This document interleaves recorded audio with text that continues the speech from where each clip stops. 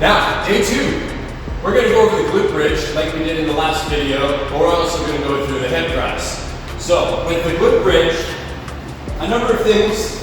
When you get in position with the glute bridge, the difference is really no equipment. Unless you're using a mat, you can do this on your floor at home, you can do this on the floor at the gym, you really don't need anything. So the glute bridge, you'll notice the range of motion can be very short.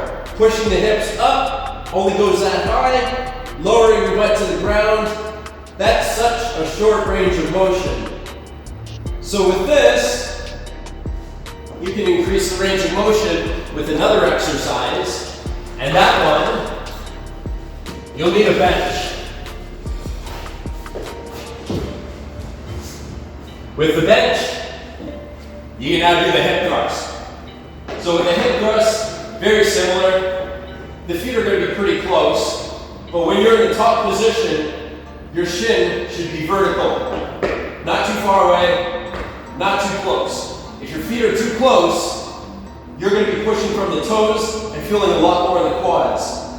If your feet are too far, then you'll feel a lot more in the hamstrings. We want to isolate the glutes. Now, same thing as the glute bridge, we don't want the extended back position.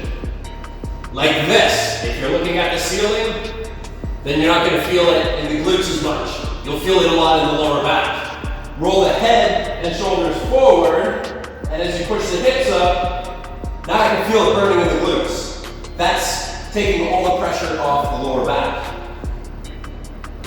This is the hip thrust here. Notice my chest and up doesn't really move at all. The movement is all in the hips.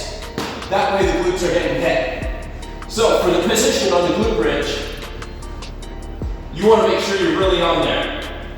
Not just the head, that's not enough. If you have your back all on the bench, that's way too much. What you want is your scapulas or your shoulder blades right on the edge of the bench.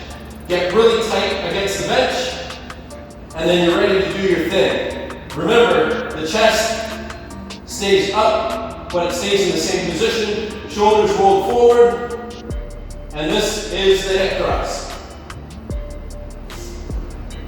Again, the hip thrust, drive from the heels a lot. You feel a lot more engagement in the glutes, a little bit in the hamstrings. So the difference between the two, the glute bridge, short range of motion. You'll feel a lot of glutes.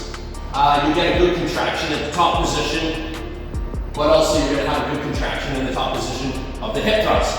The hip thrust, you'll feel a lot in the glutes. You might feel a little bit in the quads. So the hip thrust, you can probably add a little bit more weight. Since you have more range of motion, that's also a good thing for the glutes.